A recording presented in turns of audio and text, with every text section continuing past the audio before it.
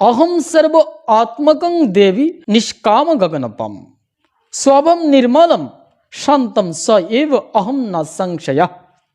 आमी सकलेर आत्मा।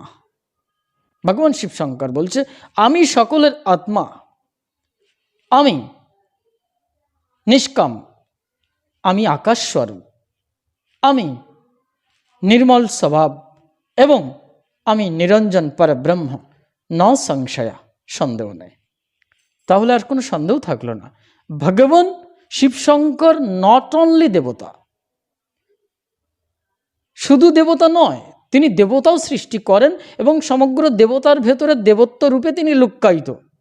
কিন্তু হু ইজ সুপ্রিম? ভগবান শিবশঙ্কর।